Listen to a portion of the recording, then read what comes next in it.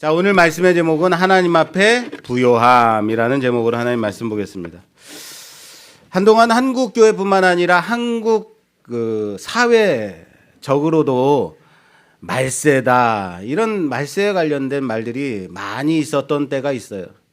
교회적으로는 시한부 종말론이나 임박한 심판의 때를 준비하라라는 이 메시지들이 사회적으로는 말세다 이런 것들이 화두가 돼서 언급되었던 그런 때가 있었습니다. 요즘은 어떻습니까? 말세야라는 소리를 잘 하지 않지 않나요? 잘 안 하죠. 교회에서도 종말론적 설교나 아니면 그런 메시지가 잘 나오지 않더라라는 겁니다.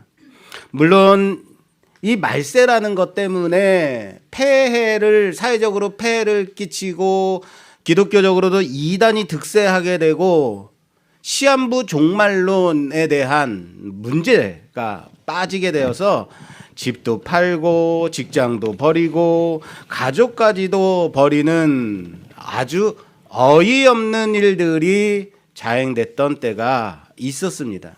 그래서 그것이 사회적 문제가 되기도 했었습니다. 그런데 여러분, 반대로 생각해 보자면 그때는 그런 메시지가 통했다라는 얘기 아닌가요? 다시 말할까요? 요즘은 사람들에게 종말입니다, 종말의 때입니다, 심판이 이르렀습니다, 세상 끝입니다 라고 임박한 그런 심판을 준비하라라는 메시지를 전하게 되면 사람들이 듣던가요? 아이고 또 저 소리야 라든가 말도 안 되는 소리 말고 너나 준비해라 라는 말 하지 않던가요? 그렇게 받아들일 겁니다. 그런데 20-30년 전만 해도 그런 말이 사람들의 귀를 솔깃하게 했었죠. 그들에게 받아들여졌다라는 겁니다. 왜 그랬을까요? 그때는 어쩌면 지금보다 그만큼 삶이 팍팍하고 살기 어렵고 그리고 고됐기 때문은 아닐까요? 그렇다면 지금은 살만한 거 아닌가요? 그래서 그때 당시에는 내세를 바라보며 어서 속히 말세가 오기를 사모하는 그런 가난한 심령들이 있지 않았을까라는 거죠. 요즘은 어떻습니까? 아무리 인플레이션이다, 사과값이 하나에 3,000원이야 해도 살만하더라라는 거예요. 이 살만은 두 가지예요. 돈 주고 살만하고 그리고 살만도 하고. 똥밭에 굴러도 이승이 좋은 거 아니겠습니까? 아는 목사님 중에 개척교회를 꽤 오랫동안 개척교회를 하는데 성도가 늘지 않으니까 너무 힘들고 고단하고 힘들고 어려워서 주님 어서 저 좀 불러가 주십시오. 이만큼 하면 됐지 않았습니까? 라고 기도했다고 하더라고요. 그런데 어느 순간 성도 수가 늘기 시작한 거예요. 300명, 500명 이렇게 늘어나더니 살만하게 된 거예요. 대접도 잘 받고 먹을 것도 잘 먹고 여유도 생기게 된 겁니다. 요즘은요, 주님 급하시지 않으면 조금 있다가 불러주셔도 됩니다 라고 기도한다고 하더라고요. 우리는 정말 내세 신앙을 가지고 살아가는 자들인가? 여러분들은 정말 이 땅에 소망을 두는 것이 아니라 하나님 나라에 소망을 두고 살아가는 신자들이 맞습니까? 어쩌면 이상의 영화를 위해서, 복락을 위해서 살아가는 자들은 아닌가? 오늘 우리들이 보는 누가복음 12장의 말씀은요, 종말의 때를 준비하는 성도의 자세에 대해서 세 가지로 말씀을 하고 계십니다. 첫째, 두려움. 둘째, 탐심. 셋째, 염려. 그리고 그렇다면 성도들이라면 어떻게 준비해야 될 것인가에 대해서 청지기 비유로 말씀을 맺으시는 장입니다. 두려움에 대해서는 지난주에 우리가 설교를 봤습니다. 지난 설교에서 몸은 죽이고 그 후에는 능히 더 못하는 자들을 두려워하지 말고 마땅히 두려워할 자를 두려워하라 라는 말씀을 주셨습니다. 기억이 나십니까? 언제요? 네. 자, 둘째는 탐심에 대해서 오늘 볼 건데요. 탐심에 대해서는 두 가지 얘기가 나옵니다. 먼저는 형과의 재산 분쟁에서 재산을 나누게 하라고 중재해 달라는 한 사람의 뜬금없는 요청이 나옵니다. 이것을 뜬금없는 요청이라고 말하는 이유가 있어요. 수많은 사람들이 밟힐 만큼 많이 모여들어서 주님의 그 말씀을 듣고 있는 지금 갑자기 끼어들어서 선생님, 우리 형과 재산을 분쟁하고 재산을 나눠야 되는데 재판관으로 내 편 좀 들어주세요 라고 말하니까 이거 뜬금없는 소리 아니에요? 예수님께서 주시는 그 메시지에 따라서 선생님 그러면 이건 뭡니까? 라고 물어본 게 아니라 뜬금없이 물어보더라 라는 거예요. 그런데 이런 사람 꼭 있지 않습니까? 남이 무엇을 말하든지 분위기 파악 못하고 상관없이 자신의 것으로 가득 차서 자기 것만 말하는 사람 있잖아요. 우리가 여러분 우리들이 무언가를 기억하려고 한다면 그것이 집중한다고 다 기억되어지지 않더라는 거예요. 지난주에 우리 성경 암송대회를 했는데 사실 그렇게까지 다 외우실지 몰랐어요. 놀랍습니다. 정말 만약에 제가 이제 끝물에도 말씀을 드렸지만 성경을 많이 암송하는 것으로 목사, 장로, 권사 뽑는다면 저는 평신도로 끝났을 거예요. 어쩜 그렇게들 잘 외우시는지 정말 대단합니다.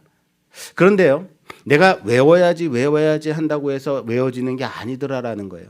외우는 것은 망각이라는 게 있어야 기억된다라고 하더라고요. 여러분 컴퓨터나 요즘 우리들 스마트폰 많이 쓰잖아요. 스마트폰에 보면 뭐가 있어요? 메모리가 있죠. 이 용량이 있어요. 메모리마다. 그런데 이 메모리에 용량이 있는데 사진만 쥐야장창 잔뜩 찍어대면 더 이상 찍을 공간이 없다라고 나오죠. 그럼 어떻게 해야지 또 저장할 수 있어요? 필요 없는 것 지워야죠. 지워야지만 새로운 것을 다시 기억시킬 수 있다. 메모리 시킬 수 있다라는 겁니다. 병이 들면 밥맛이 없습니다. 몸에 이상이 생겼기 때문입니다. 개 중에는 입맛이 없는 게 뭐예요? 라는 사람도 있을 수 있습니다.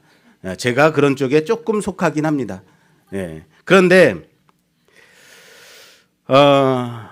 입맛이 없다라는 것은 몸에 문제가 생겼거나 또 한 가지 뭔지 아세요? 이미 간식을 잔뜩 먹었든지 잔뜩 배부르게 무언가를 먹어서 입맛이 없을 수 있어요.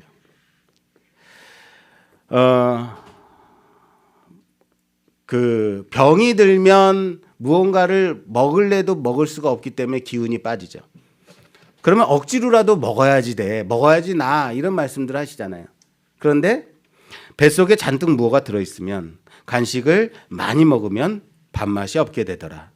당연히 밥맛이 없는 겁니다. 이미 뱃속에 뭔가 잔뜩 차 있기 때문입니다. 교회 와도 말씀을 봐도 은혜가 되지 않아요 라고 말을 해요. 말씀이 들어오지 않는다? 그렇다면 이미 내 안에 세상의 것으로 가득 차 있는 것은 아닐까? 점검해 봐야 되지 않겠습니까? 내 안에 세상의 것으로 가득 차 있기 때문에 하나님의 은혜가 들어올 공간이 없는 것은 아닐까? 점검해 봐야 되지 않겠습니까? 세상의 것을 비워야 합니다. 할렐루야. 옆에 계신 분과 인사합시다. 세상의 것을 비웁시다. 그래야 오늘 점심 먹습니다. 자, 주님은 이것에 대해서 15절 말씀, 그들에게 이르시되 삼가 모든 탐심을 물리치라. 뭐라고요? 모든 탐심을 물리치라. 사람의 생명이 그 소유에 넉넉한 데 있지 아니하니라 라고 말씀하십니다. 믿으십니까? 사람의 소유가 그 넉넉함에 있지 않다라고 말씀하고 계신다고요. 자, 우선 형과의 재산 분쟁에서 그러면 형이 동생에게 재산을 나눠주지 않은 건가? 또는 동생의 것까지 형이 착취한 것 때문에 이거 좀 중재해 주세요라고 말한 걸까요? 그 사람이? 그러나 예수님께서 이 사람이 주님께 구하는 이것이 정당한 요구가 아니라 탐심에 의한 것이다 라고 말씀하고 계시는 거예요. 탐심에 의한 것이다. 탐심이 넘칩니다. 물리치고 와라 라고 말씀하시는 거예요. 탐심에 대해서 자신을 지켜라 라고 말씀하시는 겁니다. 사람의 소유가 넉넉함에 있지 않다라는 사실을 믿어야겠습니다. 땅의 것을 많이 가진다고 넉넉함이 아니다. 우리는 이것에 대해서 꼭 아멘으로 대답해야 돼요. 왠지 아십니까? 제가 보니까 우리는 넉넉한 자가 없어요. 할렐루야. 자, 형에 대한 원망을 가지고 왔습니다. 그것은 하나님 앞에 만족하지 못함인 겁니다. 무슨 말인지 이해되세요? 형에 대해서 나눠주지 않은 재산에 아니 또는 자신이 더 갖고 싶은 그 마음을 가지고 나왔다면 뭐가 있다는 얘기예요? 불만이 있는 겁니다. 반대로 말하자면 하나님 앞에 만족하지 못한 것.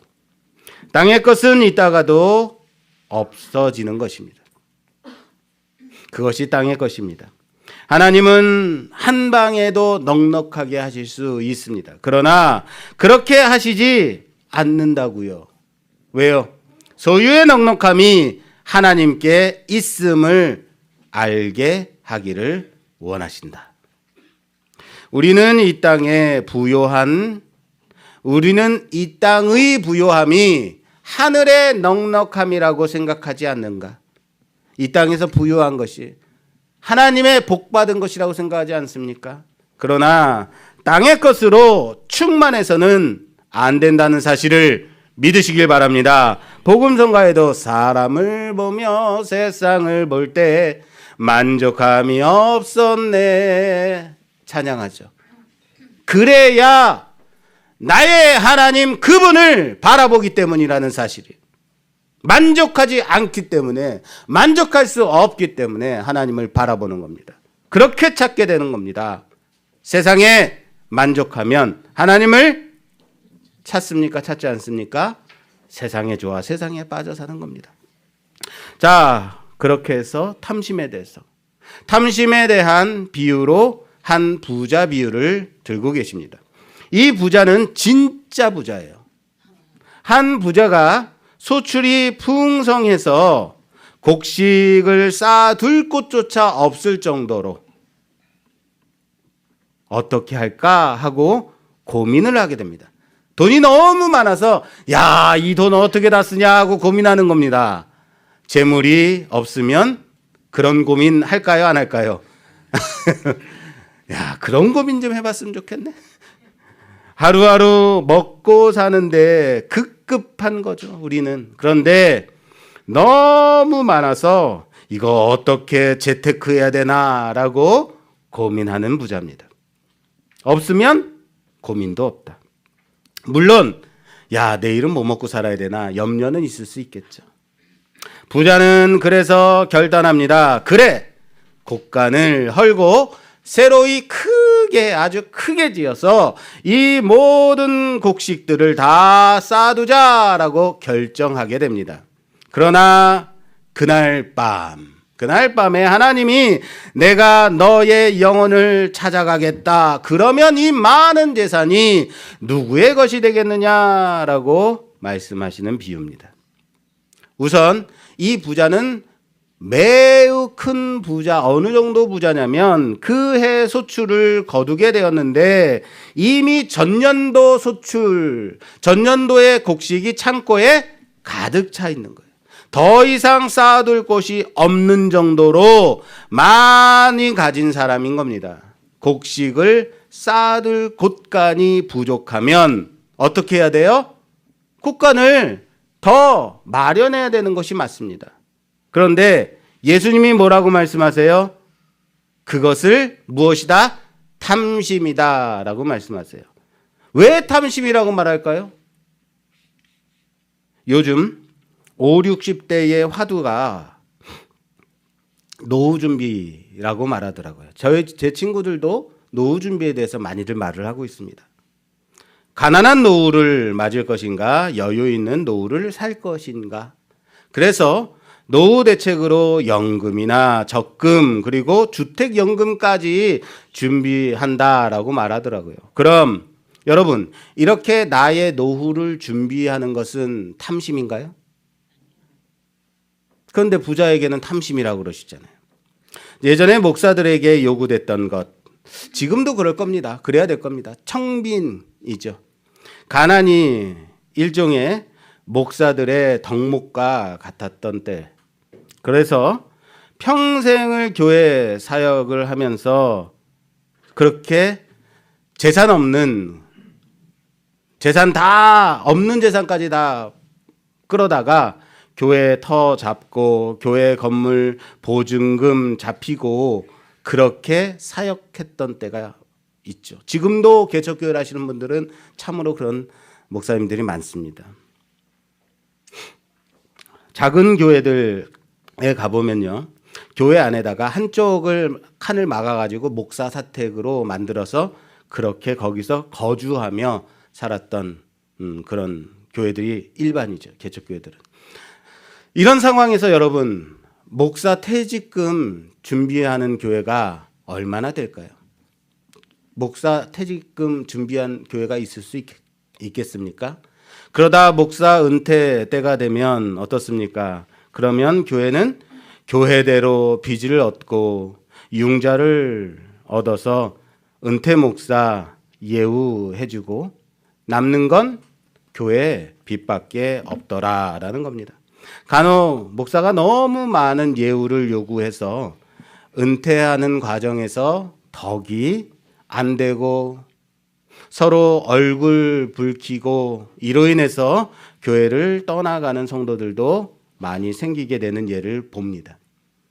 우리 교회는 제가 취임하면서부터 사회법에 의거해서 퇴직연금을 붓고 있습니다. 나중에 혹시 제가 은퇴할 때가 돼서 몇 억쯤 해주셔야겠는데요 라고 하면 안 돼요. 그런 게 어딨어요 라고 말씀하셔도 됩니다. 예. 그런 염려하실 필요 없습니다. 그런데 예전에는 목사가 은퇴 준비한다라고 하면 목사들 한간에 목사들 사이에서 하나님이 다 먹이시고 입히시는데 아무것도 없이 교회 나가도 하나님이 다 먹이신다, 믿음이 없는 목사다라는 소리를 했었습니다. 그렇다면 저는요, 적금도 있습니다. 연금도 준비하고 있습니다. 게다가 교회 퇴직연금까지, 퇴직 적립금까지 붓고 있어요. 그런 시각으로 보면 정말 저는 믿음 없는 목사 아닌가요? 여러분들은 믿음 없는 목사를 담임 목사로 섬기고 있네요. 야, 이거 어떻게 할 거예요? 여러분, 이 부자는 많은 소출에 대해서 이것을 보관할 창고를 짓겠다라고 말했습니다. 창고를 새로 짓지 않는다면 이번에 새로 거둔 양식들 들에 그냥 널어둘 건가요? 뭐가 문제예요? 우선 이 부자의 말에서 힌트를 좀 얻어보겠습니다. 오늘 본문 말씀 보겠습니다. 17절에서 19절 말씀, 17절에서 19절 말씀 봉독해 주시겠어요? 심중에 생각하여 이르되 내가 곡식 쌓아 둘 곳이 없으니 어찌할까 하고 또 이르되 내가 이렇게 하리라. 내 곳간을 헐고 더 크게 짓고 내 모든 곡식과 물건을 거기 쌓아두리라. 또 내가 내 영혼에게 이르되 영혼아 여러 해 쓸 물건을 많이 쌓아두었으니 평안히 쉬고 먹고 마시고 즐거워하자 하리라 하되. 아멘. 자, 여러분 여기서 무엇이 지금 강조되고 있어요? 무엇이 반복되고 있어요? 이 짧은 세 절 안에, 석절 안에 내가, 내라는 말이, 내가라는 말이 6번이나 나오고 있어요. 지금 이 부자의 중심에 무엇이 있다는 얘기예요? 그렇죠. 나 자신이 있다는 거예요. 그런데 내가 곡식을 쌓아둘 곳이 없으니 내가 이렇게 하리라. 내 곳간을 헐고 크게 짓고 내 곡식과 모든 물건이라 라고 말을 하고 있어요. 나의. 여기까지는 그나마 봐줄만 합니다. 그런데 마지막 내가 내 영혼에게 이르되 라고 말하고 있습니다. 영혼마저도 그 주인이 누가 되고 있어요? 자기 자신이 되고 있습니다. 이 사람은 땅의 것이 다 내 것으로입니다. 심지어 자신의 영혼까지도 말입니다. 어찌할까 할 때 이렇게 하자라고 결정합니다. 그러나 하나님은 이 계획이 하나님 앞에서 쓸데없는 것이다. 쓸모없는 것이다. 이 사람은 어쩌면 성공가도를 달려온 사람일 것입니다. 우리가 볼 때. 똑똑한 사람이었을 겁니다. 땅에 사람의 입장에서 이만큼 성공한 사람 없을 정도로 성공한 사람입니다. 정말 성공한 사람 맞습니다. 그래서 뭐가 강하냐면 자기 자아가 강한 겁니다. 내가, 나의. 그러나 이 사람이 가진 착각이 있습니다. 그러나 내 영혼은 아닌 겁니다. 하나님이 이르시되 어리석은 자여라고 말씀하십니다. 세상에서 볼 때는 지혜로운 자, 똑똑한 자였을 겁니다. 그러나 하나님 앞에 뭐한 자예요? 어리석은 자요. 내 곡간, 내 곡식, 그러나 내 영혼은 아닌 겁니다. 세상의 지혜로움이 똑똑한 것 같지만 하나님 앞에서는 어리석은 자인 겁니다. 내가 오늘 밤에 데려가면 그게 네 것이 맞느냐라는 겁니다. 이 부분에 대해서는 다음 주에 청지기 비유에서 왜 이 사람을 가리켜 탐심이라고 말하고 있는지 그 문제점을 자세히 좀 보도록 하겠습니다. 이 설교를 들으면서 그러면 곡식을 거두는 것, 재물을 쌓아두는 것, 적금을 하고 그렇게 모아두는 것, 그거는 잘못된 것이구나, 탐심이구나. 그래, 내가 가진 것, 물질은 내 것이 아니구나 하고, 내 것이 아니면 우리는 어떻게 생각해요? 남의 것 갖고 우리는 아꼈습니까? 아니면 막 씁니까? 예, 그렇죠. 솔직하네요. 예. 예, 막 쓰죠. 이거 내 거 아니야 하면서 막 펑펑펑, 야, 오늘 저녁은 호텔 가서 뷔페 좀 먹자, 야, 뭐 이런 식으로 펑펑 쓰.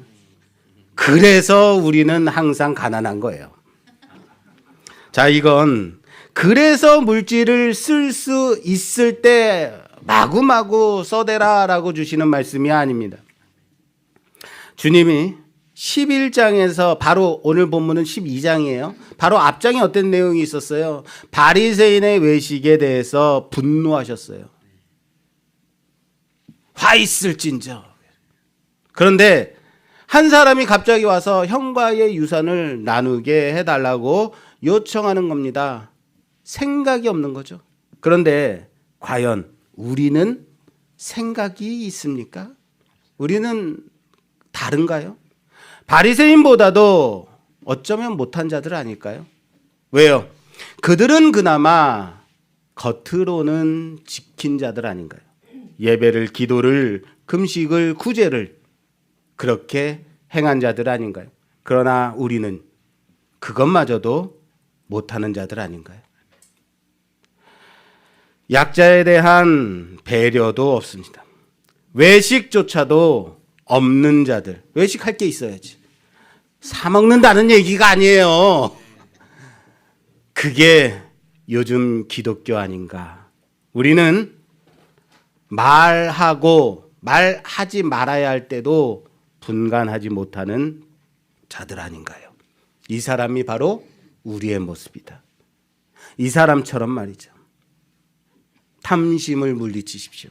셋째, 염려에 대해서 말씀을 하십니다. 23절에 목숨이 음식보다 중하지 아니하냐. 24절에 까마귀도 하나님이 먹이신다. 27절에 백합화를 입히시는 것도 하나님이시다. 28절 또 아궁에 던지는 들풀도 하나님이 입히신다. 할렐루야. 하나님께서 모두 먹이시고 입히시나니 너희는 염려하지 말라라고 말씀하십니다. 염려는 실제로 하나님을 위하는가, 땅의 것을 위하는가의 가장 실제적인 판단 기준이 된다라는 사실을 믿으시길 바랍니다. 염려가. 내가 무엇을 염려하라? 진실로 땅의 일에 대한 집착을 버리고 자신의 삶을 하나님께 다 드렸는지, 그래서 사람의 생명이 소유에 넉넉한데 있지 아니하고 땅에 부요치 않고 하나님에 대하여 부요한지, 그것을 가장 잘 알 수 있는 방법이 나는 과연 먹고 마시는 일에 대하여 진심으로 염려하고 있는가, 아니면 이 일을 다 하나님께 드렸는가, 맡겼는가 라면요. 이 말씀을 여러분, 그래서 보험을 들지 말라라든지 적금을 깨라라든지 하나님 그렇게 하시는 말씀이 아닙니다.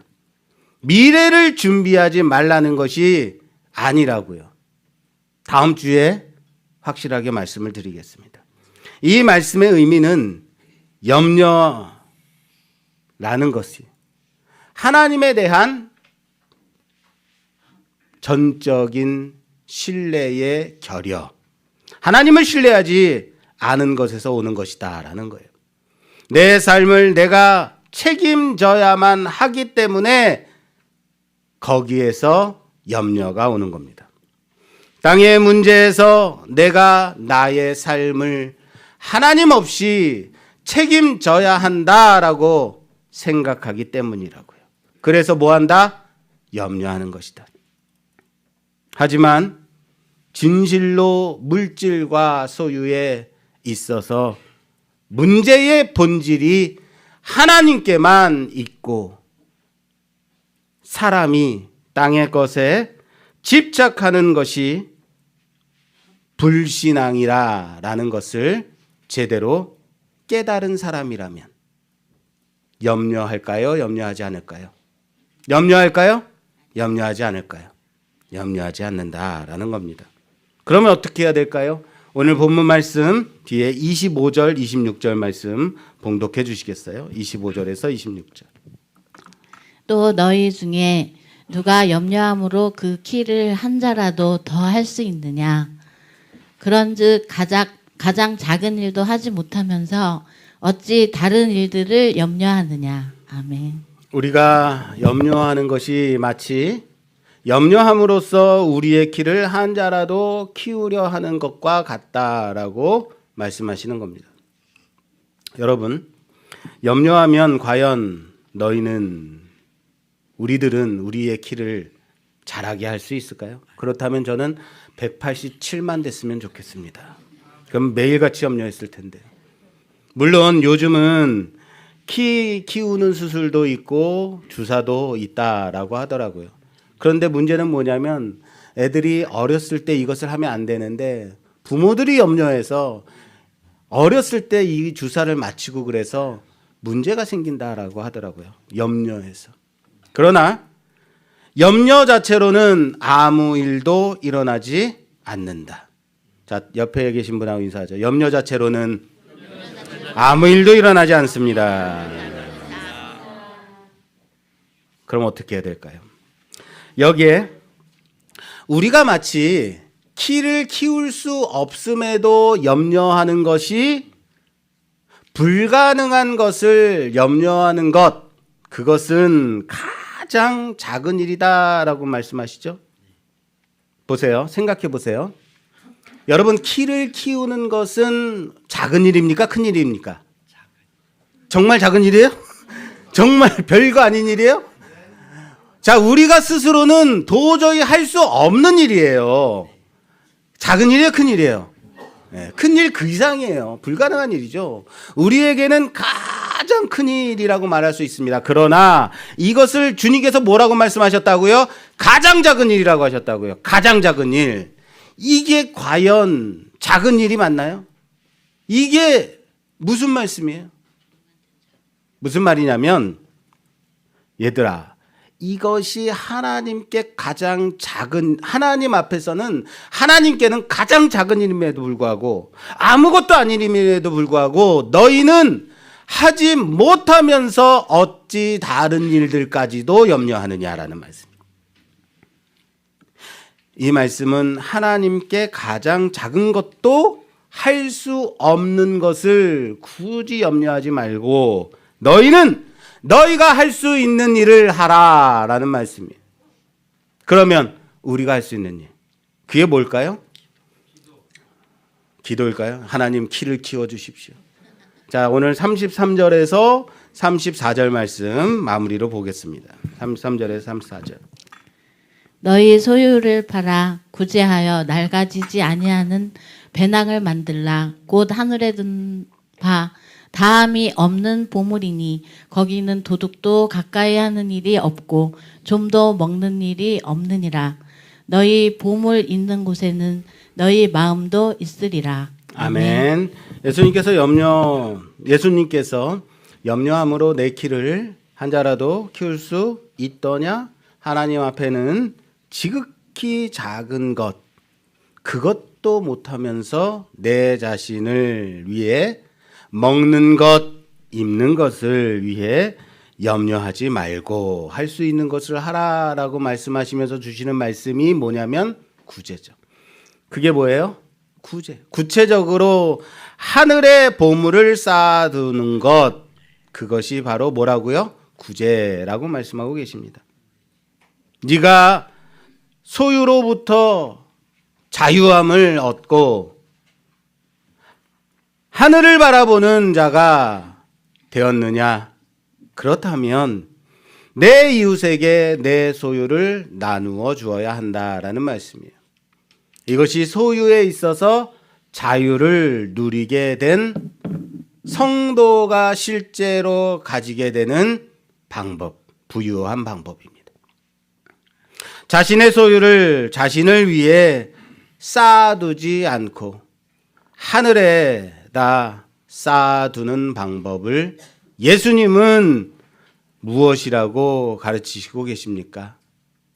다른 이들에게 나누어 주는 것, 내가 필수적으로 써야 할 정도의 소유만 내게 있다면 그것만을 남겨두고 다른 것들은 다른 이들에게 나누어 줄 수 있는 것, 그것을 말씀하고 계십니다. 여러분, 월 300만 원으로 살아가던 사람이 월 소득 3천만 원이 됐어요. 와, 좋겠죠? 그러면 이 3천만 원을 어떻게 할까요? 3천만 원을 자기를 위해 다 써요. 3천만 원을 300만 원으로 충분하게 살던 사람이 3천만 원을 벌게 되면 3천만 원을 자기를 위하여 다 쓰게 되는 경향이 있어요. 그러나 여러분, 이럴 때 우리는 어떻게 하라고 배우는 거예요? 예수님께서 뭐라고 말씀하시는 거예요? 이것은 하늘에 쌓아두지 않는 사람인 겁니다. 한 달에 3천만 원을 벌게 된다라는 것이 나쁜 것이 아닙니다. 많이 버십시오. 3억 버십시오. 많은 소득을 하나님께서 주셨다면 하나님이 쓰기를 원하시는 게 있을 겁니다. 감사하고 그 다음에 예전처럼 내 자신을 위해서 300만 원을 사용하고 나머지 2,700만 원은 다른 사람들을 위해서 쓰면 부유한 자인 겁니다. 성경은 이렇게 다른 사람을 위해 내 소유를 쓰는 것을 하늘의 보물을 쌓아두는 것이다 라고 말씀하고 계신다는 사실을 믿으시길 바랍니다. 그리고 마지막 절에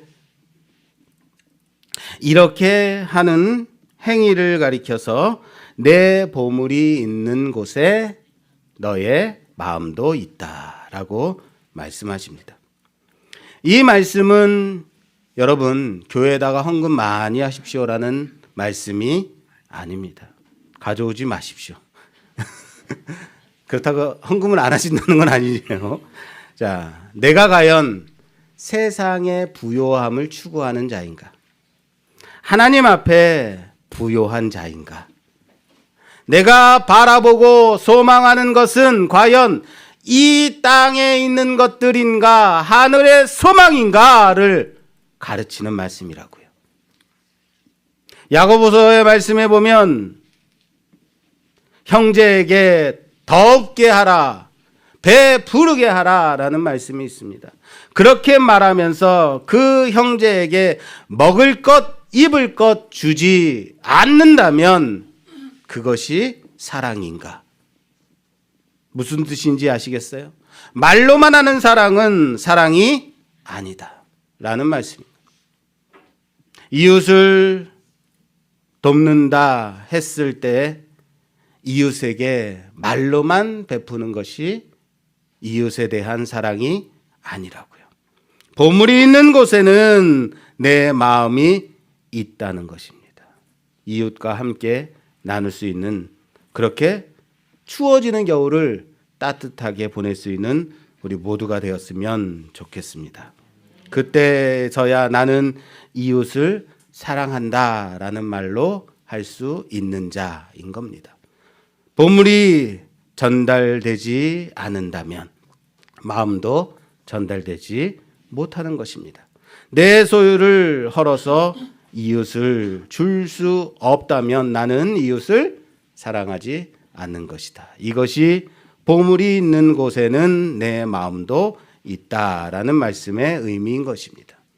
굳이 할 수도 없는 것을 가지고 내 자신을 위하여 염려하지 말라. 내 이웃을 위해 할 수 있는 것부터 해라라는 거예요. 그것이 하늘에 내 보물을 쌓는 그것이다 라고 말씀하고 계십니다.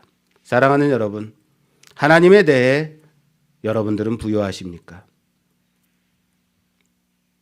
하나님에 대해 여러분들은 감사하고 계십니까? 이 모습 그대로 천국 간다라고 하면 내가 매일 죽을지 모른다는 그런 고민하라는 게 아닙니다. 내가 애쓰고 힘쓰는 모든 것이 지금 하나님 앞에 서도 될 그런 것인가? 그것만 해도 된다라는 거예요. 하나님 앞에 고민. 우리는 이 땅을 살아갈 때 과연 무엇을 두려워하는 자들인가? 무엇을 바라보며 탐심을 갖는 자들인가? 무엇을 염려하며 살아가는 자들인가? 내가 두려워하고 탐내며 염려하는 것에 대해 내 마음이 그곳에 있는 것입니다. 지금 이 땅을 살아가고 있지만 이 땅의 것을 바라보지 않고 오늘도 내가 할 수 있는 작은 것을 하나씩 하나씩 행하게 된다면 우리는 하나님 앞에 부요한 자로 살아가게 될 것입니다. 오늘 주님 앞에 당장에 불러진다면, 여러분들이 하나님 앞에 불려진다면 과연 하나님 앞에 부요한 자로 살았는가 점검해야 될 것입니다. 지금 이 땅의 내 모습은 부요치 못한 가난한 자의 모습이라 할지라도 하나님 보시기에 부요한 자라면 그거면 됩니다. 하나님이 너는 나에 대해서 참 부요하구나 라고 하시면 되는 거라고요. 그것이 하늘에 부요한 자로 살아가는 우리의 모습이 되기를 주님의 이름으로 축원합니다. 사랑하는 여러분, 이 땅에 소망이 없는 자라면 하늘에 소망을 둬야죠. 이 땅의 것을 붙잡으려고 하지 않는다면 하나님 나라의 것을 붙잡아야겠죠. 여러분들은 하나님 앞에 부요한 자로 그렇게 서는 모두가 우리 말씀교회 모든 성도들이 되기를 주님의 이름으로 축원합니다. 축원합니다.